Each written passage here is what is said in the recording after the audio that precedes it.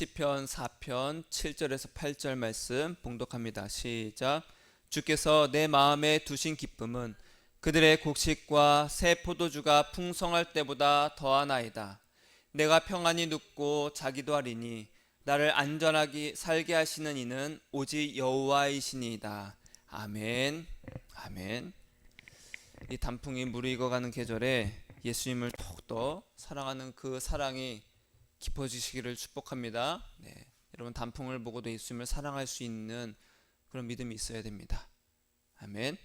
한 주간 잘 지냈어요? 네. 잘 지냈으니까 우리가 이 자리에 있는 거죠, 그렇죠? 물론 못 지내도 이 자리에 있어야 됩니다. 네.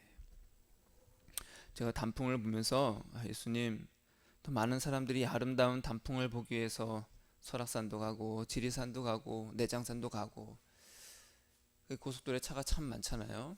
단풍을 보기 위해서. 이때 아니면 또 못 보니까 예수님 많은 사람들이 이렇게 단풍을 보러 전국을 이동을 하네요. 그때 예수님께서 단풍은 길어야 며칠이다. 그 사람들은 그 짧은 며칠을 위해서 채비를 하고 그 먼 길을 떠난다. 그리고 그 잠깐의 기쁨을 위해서 그들이 그렇게 수고를 한다. 단풍은 금방 있다, 또 금방 진다. 그럼 예수님, 단풍은 참 이쁜데 이 단풍을 그 잠깐 보는 것도 의미가 있지 않나요? 잠깐 있는 단풍도 그 시기만 볼 수 있는데 의미가 있지 않습니까? 매일 있는 것도 아닌데. 그때 예수님께서 저에게 하신 말씀이,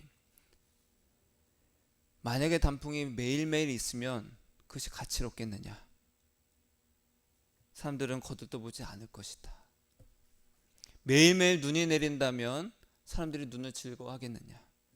매일매일 해가 뜬다면 사람들이 해를 감사하겠느냐? 해가 있고 또 밤이 있고 구름 낀 날이 있고 비가 오고 또 궂은 날이 있어야 또 맑은 날을 또 좋아한다. 그럼 예수님, 제 마음은 언제 예수님을 바라봐야 됩니까? 그런데 예수님께서 하시는 말씀이 그거예요. 그런데 단풍을 보기 위해서 그 짧은 기간 동안 피난 그 단풍을 보기 위해서 많은 사람들이 즐거워하고 기뻐하지만 더욱더 기쁨은, 즐거움은 너가 나와 동행하는 이 짧은 찰나의 순간도 기뻐하는데 너가 나와 항상 함께하면 그 기쁨이 얼마나 크겠느냐.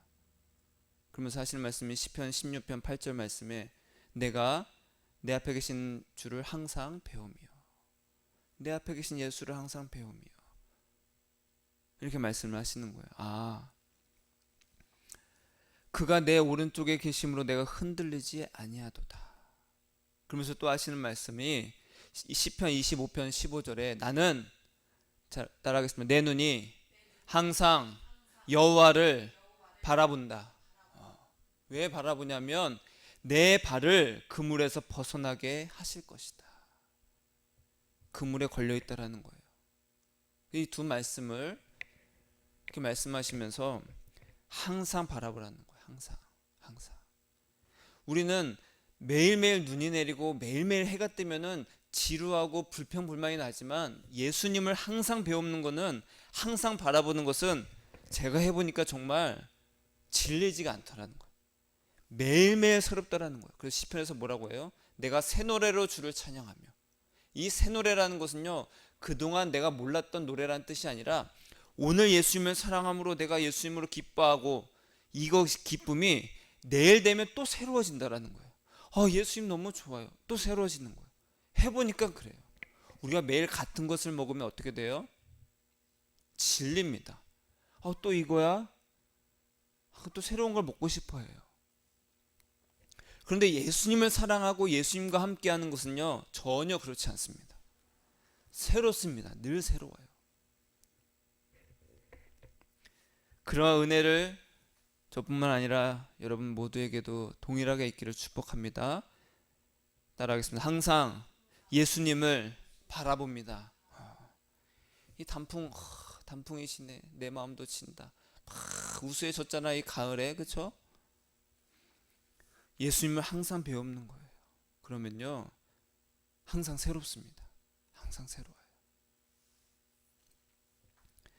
따라하겠습니다. 예수님, 예수님을 바라보니 내 마음이 항상 새롭습니다. 아멘. 매일 새로운 거예요. 그러니까 예수님을 언제 봐야 돼요? 매일 봐야 되는 거예요. 여러분, 손오공 알죠? 손오공과 저팔계 사오정이 속옷 가게를 갔어요. 팬티를 사려고. 전문한테 손오공이 먼저 저 팬티 7장 주세요. 그렇게 많이 사요? 네. 월화수목금토일 일주일 매일매일 갈아입으려고요.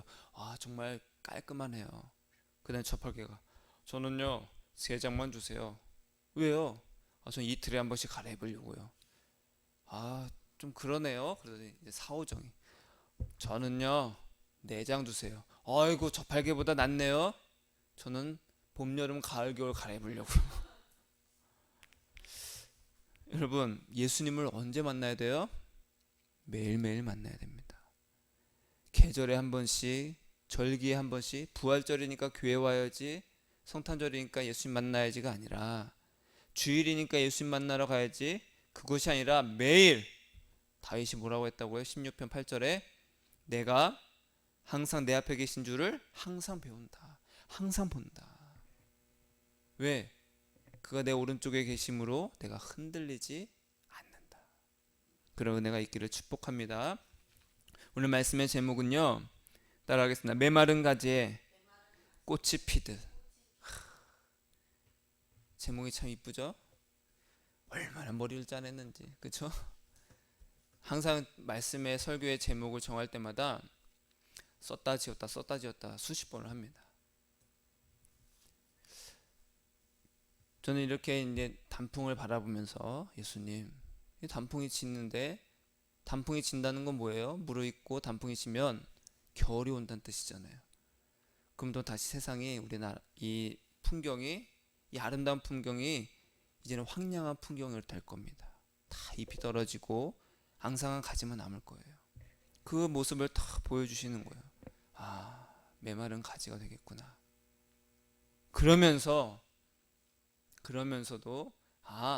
그 가운데서도 예수님께서 말씀하시는 것이 있었어요. 그것이 오늘의 말씀인데, 이 단풍이 짙어지는 이 계절에 우리는 이제 심은 것을 다 거두고 있잖아요. 그렇죠? 지금 한참 바쁠 때니까 이때가 이제 마음이 참 풍성해지죠.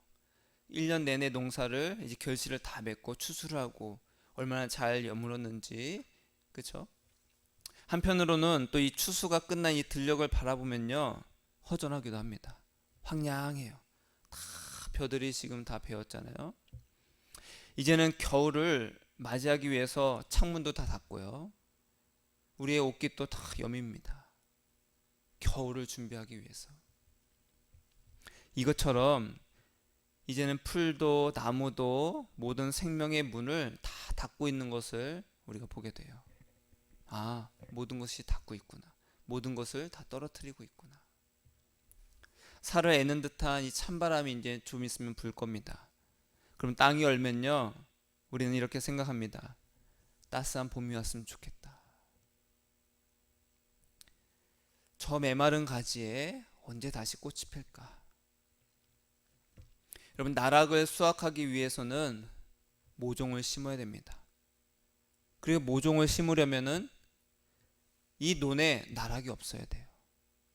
이미 기존에 있는 나락을 다 추수를 하고 그리고 나서 또 모종을 심을 수 있는 거예요. 봄에 꽃이 피려면요 지난해에 있었던 꽃들은 모두 떨어져서 말라 죽어야 됩니다. 새 생명을 얻으려면 반드시 메마른 땅이 돼야 되고 메마른 가지가 돼야 돼요. 우리의 인생도 움켜진 것을 펴야 새 것을 잡을 수 있습니다. 내 생각을 버려야 새 것을 배울 수가 있어요. 깊은 잠을 자야 활기찬 아침을 맞이할 수가 있어요.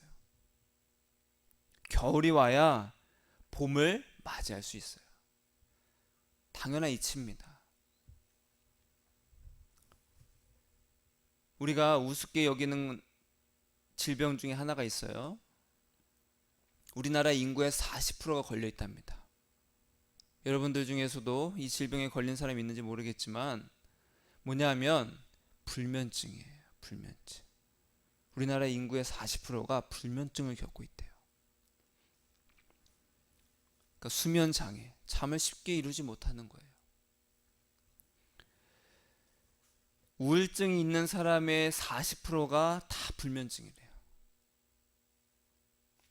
여러분, 잠을 못 잔다는 것은 굉장히 괴롭습니다. 불면증에 걸려본 적 있어요? 잠을 잘 못 자는? 그래서 이런 말이 있죠. 잠이 보약이다. 잠이 보약이다. 잠만 잘 자도 우리의 몸은요, 금방 회복이 됩니다. 잠을 잘 자는 것은 건강뿐만 아니라 삶의 질에 큰 영향을 미치더라고요. 저도 잠을 설치면 그 다음날 너무 힘들어요. 그렇게 며칠을 잠을 못 자면 병이 생겨요. 입안이 헐고요. 이 컨디션이 다 떨어지는 거예요. 짜증도 나고요. 1년 전 오늘 갑작스럽게 자녀를 잃은 부모들이 많이 있어요. 그들은 1년 동안 잠을 자도 잠을 잔 것 같지도 않고 쉽게 잠을 들지 못하고 있었어요. 그리고 현재 지금 럼피스킨 병이라는 이 바이러스로 인해서 농가는 잠을 설치고 있습니다. 소들이 내가 힘들게 키웠던 그 소들을 죽어가는 모습을 봐야 되는 거예요. 그렇게 고통 중에 있으면 우리는 쉽게 잠을 들지 못해요. 그래서 불면증에 시달리는 여러 이유 중에 가장 큰 부분이 뭐냐? 스트레스와 불안이라고 합니다. 불안. 우리가 내일 어떤 큰 일을 겪고 준비하고 그것을 이제 앞두고 있으면 굉장히 불안하잖아요. 기대도 되면서 긴장도 되면서 불안해서 잘할 수 있을까? 막 두근두근 돼요. 저도 심장이 막 두근두근 때가 많아요. 막 불안한 거예요. 그러면 잠을 쉽게 잘 수가 없습니다. 계속 깹니다. 마음이 어려움이 있고 해결하기 힘든 상황에 처하면 우리는요, 잠을 설치게 돼요. 여러분, 어젯밤 잘 주무셨어요? 하나님께서 사랑하는 자에게 무엇을 주신다? 잠을 주신다. 여러분, 매일매일 밤에 잠을 잘 주무시길 축복합니다. 그 말은 뭐예요? 내 마음의 괴로움과 내 마음의 어떤 스트레스와 불안감을 주는 그런 모든 조건들을 그냥 예수님께 다 맡기시길 축복합니다. 그런데 그렇게 괴로운 처지에 놓였던 사람이 있었어요. 누구냐면 다윗이에요. 다윗에게는 여러 자녀가 있었어요. 그 중에 첫째 아들이 암논이었습니다. 그리고 셋째 아들이 압살롬이에요. 근데 이 둘째 아들이 어린 나이에 죽게 돼요. 그러면 다윗 다음에 당연히 이제 누가 이제 자연스럽게 이제 그냥 그렇게 커간다면 별일 없다면 첫째 아들 암논이 이제는 왕위를 계승받겠죠. 근데 지금 둘째 아들이 죽었으니까 셋째 아들인 이 압살롬은 지금 왕위 계승해서 2위로 올라온 거예요. 3위였을 때는 뭐 그래 형들이 있으니까라고 했겠지만 지금 형 하나가 죽게 되니까 자기가 2순인 거예요. 그럼 무슨 생각이 들까요? 암논 형만 없으면 내가 왕이구나. 이런 생각이 들겠죠. 그러던 어느 날 이 암논이 자신의 이복 여동생인 다말을 겁탈을 합니다. 이게 엄마가 다 다른 거예요. 엄마가 다 달라요. 암논의 엄마가 다르고 이 다말의 엄마가 달라요. 배달은 이제 형제죠.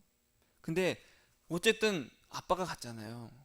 근데 이복 여동생인 이 다말을 겁탈을 합니다. 이로 인해서 다말의 친오빠인 다말의 친오빠는 또 압살롬이었어요. 화가 났겠죠. 그래서 어떻게 해요? 암논을 죽입니다. 근데 그러면 안 되잖아요. 그러면 안 돼요. 암논도 잘못했어요. 근데 압살롬도 그러면 안 돼요. 그래서 어떻게 해요? 지금 원래 왕위 계승의 1순위였던 암논을 자기가 죽였으니까 이제 왕위 계승 1순위가 누구예요? 자기가 된 거예요. 그래서 그 기세를 몰아서 자기가 왕이 되려고 합니다. 지금 자기 아버지 자기 아버지인 다윗이 왕위에 있는데도 아, 내가 왕이 돼야 되겠다. 그래서 아버지 다윗에게 반기를 들어요. 그래서 다윗 자기 아버지가 그랬던 것처럼 헤브론이라는 곳에서 스스로 왕이 즉위 선언을 합니다. 다윗도 그렇게 했거든요. 명분을 얻는 거예요. 자, 이제는 내가 왕이다 하면서. 그리고 나서 다윗이 있는 예루살렘 성으로 진격을 합니다. 다윗은 어떻게 했어요? 예루살렘을 떠나서 도피 생활을 합니다. 이때 지어진 시가 시편 3편이에요. 괴로움을, 그 고통을, 그 슬픔을 이제 지은 시가 이제 3편이고, 그리고 그 모든 사건과 어려움을 다 해결이 되고 압살롬이 이제 죽게 돼요. 그러면서 그 사건들이 다 마무리가 됩니다. 그리고 나서 그때의 상황과 그 심정을 회고하면서 지은 시가 오늘 말씀 시편 4편이에요. 여러분, 당시의 다윗의 심정은 어땠을까요? 굉장히 괴로웠겠죠. 이러지도 저러지도 못했을 거예요. 왜? 그냥 반란이 아니라 자기의 아들이 반란을 일으켰거든요. 밤새 잠을 청하기가 굉장히 어려웠을 거예요. 우리는요, 자녀가 이 부모의 말을 조금이라도 거역하고 그러면요, 마음이 굉장히 안 좋습니다. 괴로워요. 근데 지금 압살롬은 어떻게 했어요? 다윗을 향해서 칼을 겨누고 있는 거예요. 칼을 겨누고. 그런데 다윗은 뭐라고 말해요? 오늘 말씀해 보니까 주께서 내 마음에 두신 기쁨은 무엇을 두셨다고요? 기쁨을 두셨다. 그 기쁨은 곡식과 새 포도주가 풍성할 때보다 더하다. 많은 것을, 내가 돈을 많이 벌었어요. 내가 추수를 많이 해서 많은 재산을 축적하게 됐어요. 그때의 기쁨이 있습니다. 그렇죠? 성과급 받으면 기쁘잖아요. 월급 들어오면 기쁘잖아요. 그런데 그 기쁨과 비교할 수 없을 만큼 예수님께서 내게 주신 기쁨이 더 크다라는 거예요. 그래서 어떻게 된다? 8절에 내가 평안히 눕고 자기도 하리니. 지금 다윗은요, 마음이 어때요? 어땠을까? 불안하고 위기에 처해 있어요. 편안히 원래 잠을 들지 못할 상황이에요. 어두운 밤이 되면요, 우리는 어떻게 됩니까? 더 괴롭잖아요. 우리가 근심 걱정이 있으면 꼭 해가 지면 더 크게 느껴져. 더 불안을 느껴진다는 거예요. 안 그래 봤어요? 밤이 되면 더 괴롭지 않아요? 밤이 되면 더 생각이 많아지고 더 불안해져요. 다윗은요, 아들 압살롬의 반역으로 예루살렘을 버리고 저기 어둡고 후미지고 으슥한 곳에 숨어 있을 수밖에 없어요. 주변에서 부하들이 말했겠죠. 그냥 압살롬 죽입시다. 근데 다윗이 말해요. 절대 죽이지 마라. 절대 죽이지 마라. 그 밤에 짐승들이 울부짖고 있고, 그리고 자기를 따라온 그 부하들은, 병사들은 계속해서 압살롬을 죽이라고 말하고, 자신은 아들의 배신에 대해서 슬퍼하고 또 불안하고, 다윗의 마음은 이루 말할 수 없이 굉장히 힘들었을 거예요. 그런데 놀랍게도요, 다윗은 뭐라고 했어요? 내가 평안히 누워서 잔다.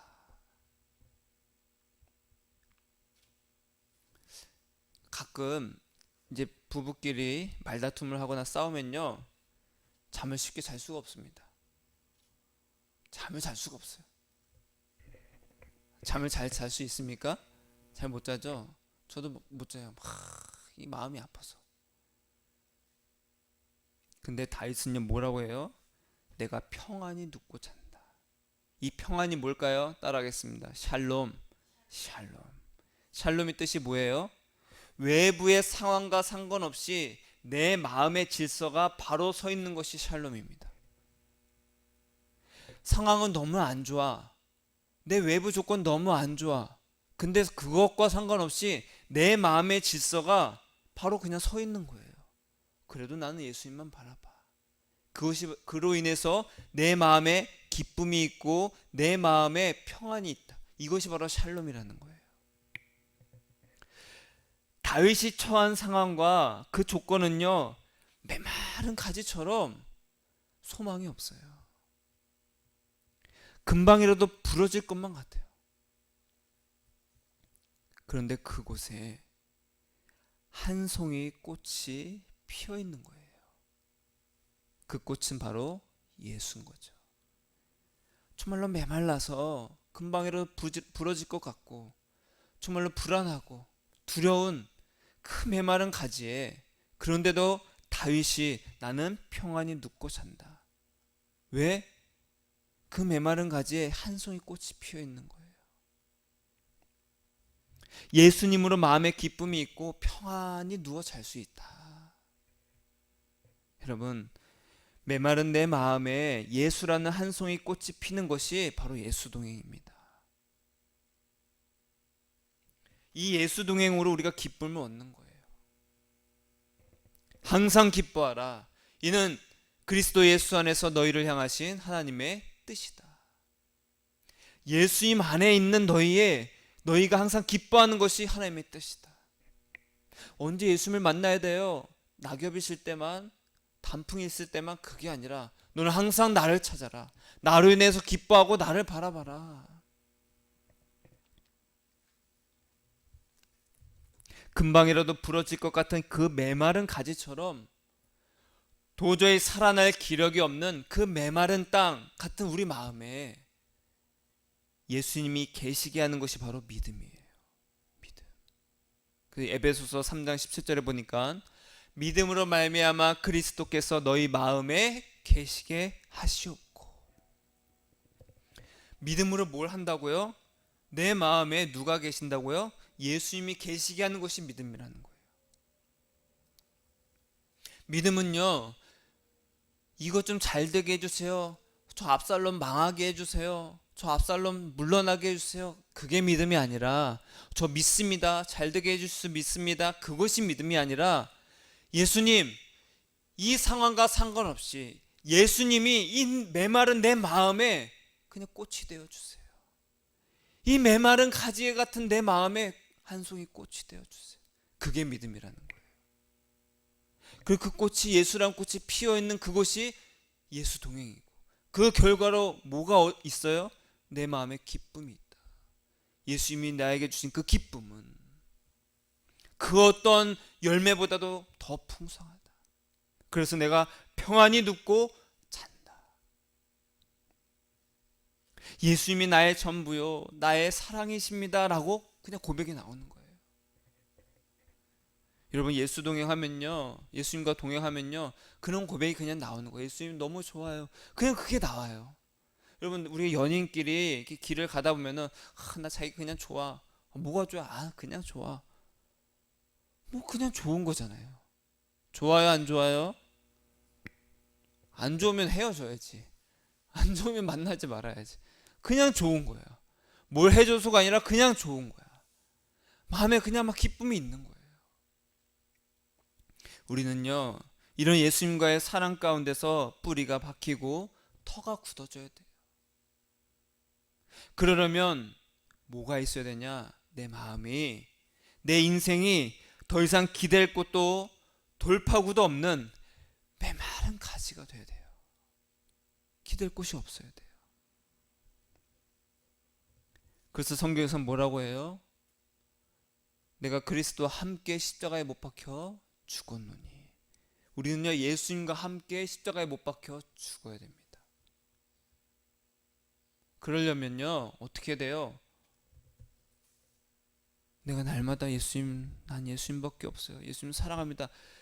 계속해서 예수님께 그렇게 나아가야 돼요. 그러면요, 예수님이 탁탁탁 치십니다. 내가 의지하는 것들을 하나씩 다 끊어내십니다. 예수님 사랑해요. 괴로워요. 그래도 계속해서 예수님께 있으면 하나씩 다 끊어내요. 그 메마른 가지에 그래도 풀 조금 난 걸 다 베어 부르셔. 다. 그러면 그 메마른 내 마음에 예수라는 꽃이 피어서 예수 사랑의 뿌리가 박히고 터가 굳어져서 예수님이 주시는 그 기쁨으로 평안해지는 거예요. 그래서 예수 동행의 증거는 뭐다? 외부 조건이 아니다. 내 상황이 잘 되고 안 되고가 아니다. 많은 사람들이 너 예수님 살아계신 증거를 보여라, 예수님이 네 안에 있는 증거를 보여라, 이렇게 말합니다. 근데 그것을 외부적인 것으로 보이기를 원해요. 마치 예수님이 십자가에 달려 죽으셨을 때 사람들이 네가 진짜 하나님의 아들이면 내려와 봐라, 보여라, 이렇게 말하는 거예요. 지금도 똑같습니다. 야, 너 예수님 믿어? 예수님 살아계신 증거 보여봐. 야, 병든 자 고쳐봐. 야, 네가 지금 이렇게 잘 안 되고 있는데 무슨 예수님이 살아계셔? 고린도 교회가 바울을 향해서 그렇게 말했어요. 고린도후서 13장 3절에 보니까 그리스도께서 내 안에서 말씀하시는 증거를 너희가 구하니, 고린도 교회가 바울을 향해서 너가 진짜 예수님 안에, 네 안에 예수님이 있다는 그 증거를 보여라.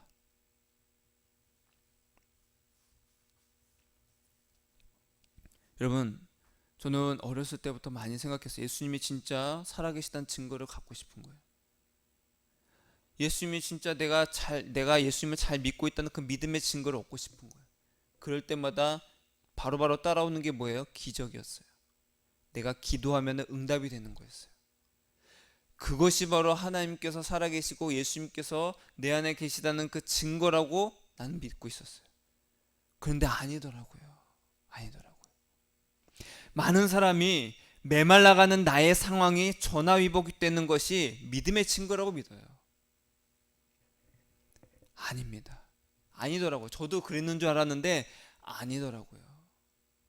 예수님이 내 안에 계신 증거는요, 아들이 칼을 들고 나를 죽이려고 쫓아오는 상황에도, 내가 먹고 살 걱정 없이 풍성한 상황에도 오직 예수라는 꽃만 피어서 예수님과 동행하는 기쁨을 누리는 것이 바로 증거입니다.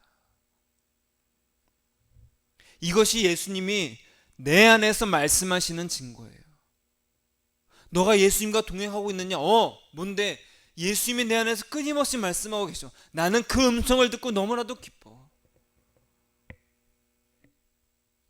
내가 잘 먹고 잘 사는 것과 난 상관없어. 아들이 나를 죽이려고 칼 들고 쫓아오는 이 불안하고 이 절박한 정말로 슬픈 상황과 상관없이 난 예수님으로 기뻐.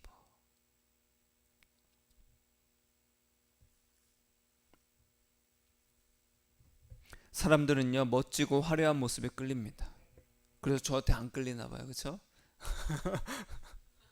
너무 크게 웃었는데. 그런데 예수님의 모습은 그렇지 않았어요. 예수님의 모습은요, 보잘것없었습니다. 얼마나 보잘것없었으면 십자가에 달려 죽었을 때 얼마나 비참했어요. 사람들이 조롱하고 부끄럽게 했습니다. 수치를 당하셨어요. 그런 예수님을 보고 사람들은 물론 제자들도 다 뿔뿔이 흩어졌습니다. 그런 예수님을 하나님은 살리셨고, 메마른 가지에 핀 꽃처럼 그 마음에 예수님이 피어있는 사람, 예수님이 그 안에서 말씀하시는 음성을 듣고 기뻐하는 사람은요, 예수님과 함께 살리신다는 거예요. 예수님과 함께 살려면 예수님과 함께 죽어야 되는 거예요. 정말 메마른 가지가 되어야 되는 거예요. 그래서 바울이 이렇게 말해요. 자신을 향해서 그 증거를 보여달라고 하는 고린도 교회를 향해서 너희는 믿음 안에 있는가? 너희 자신을 시험하고 너희 자신을 확증하라. 예수 그리스도께서 너희 안에 계신 줄을 너희가 스스로 알지 못하느냐? 그렇지 않으면 너희는 버림받은 자다. 예수님과 동행하니까 이거 하고 저거 하고 그게 아니라 내 안에서 지금 말씀하시는 예수님의 증거를 갖고 내가 믿음 안에 있는가 확증해라. 그러면 이 메마른 가지에, 이 메마른 내 마음에 한 송이 예수꽃이 피려면 어떻게 해야 됩니까? 시편 2편에 보니까 11절에 여호와를 경외함으로 섬기고 떨며 즐거워할지어다. 그의 아들에게 입맞추라. 그렇지 않으면 진노하심으로 너희가 길에서 망하리니 그의 모든 진노가 급하심이라. 여호와께 피하는 모든 사람은 다 복이 있도다. 고대 근동에서요, 상대방의 발에 입을 맞춘다는 것은요, 상대방을 섬기는, 내가 종으로서 섬기는 예를 갖추는 겁니다. 종의 주인에게 하듯이요. 예수님께 입 맞추라, 이 말은요, 예수님의 발에 입 맞추라는 거예요. 경외함으로 섬겨라, 이 말은요, 예수님을 사랑함으로 존귀 여겨라. 난 예수님밖에 없어요 하면서 그 발에 입 맞추는 거예요. 그렇게 예수님을 사랑하는 자는 다 복이 있다. 그 복이 여러분들에게 있기를 축복합니다. 예수님께서 어느 동네에 들어가셨는데 거기에 바리새인의 어떤 집에 들어가시게 됐어요. 근데 한 여인이, 성경에 뭐라고 나왔냐면, 죄를 지은 한 여자가 예수님이 바리새인의 집에 있는 것을 알고 그 집에 들어와. 여러분, 그 집에 들어온 것만으로도 굉장한 겁니다. 이 죄인은, 그 당시에 죄인이란 이 여자는 무슨 죄를 지었는지는 모르겠어요.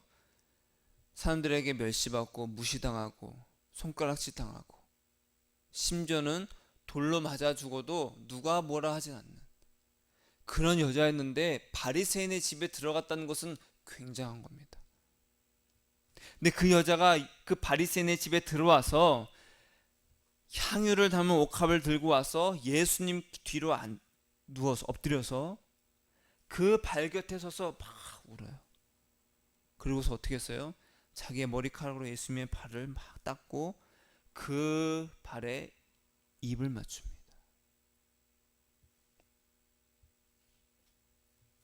시편 2편의 말씀처럼 그 아들에게 입 맞춰라, 그의 발에 입 맞춰라. 이 여자는 그걸 진짜 한 거예요.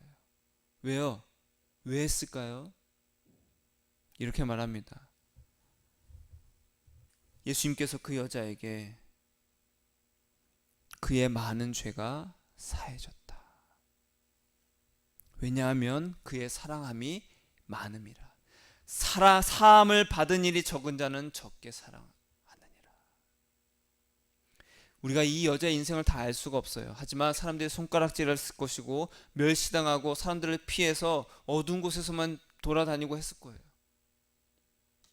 이 여자의 마음도, 그의 인생도 메마른 가지처럼 아주 볼품없고 희망이 없었겠죠. 그런데 여자는요, 예수님을 너무 사랑해서 많은 죄를 사함받았어요. 이 믿음으로 구원을 얻어요. 예수님을 사랑함으로 그 메마른 가지에 예수라는 꽃이 그 여자에게 피어난 거예요. 여러분, 예수님과 동행하려면 예수라는 그 한 송이 꽃만 피어나야 돼요. 그러려면 반드시 따라하겠습니다. 메마른 가지가 되라. 메마른 가지가 돼야 돼요. 봄에 핀 꽃이, 여름에 핀 꽃이, 가을에 핀 꽃이 다 지고 떨어져야 또 봄에 핀 꽃이 핍니다.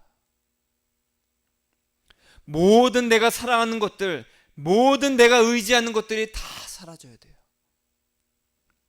눈물로 예수님의 발에 입을 맞출 수밖에 없는 그 상황이 돼야 돼요. 보세요. 내 마음에는 아름다운 꽃들이 피어 있어요. 내 마음에는 아름다운 이 푸릇푸릇한 잎들이 피어 있어요. 예수님 감사합니다.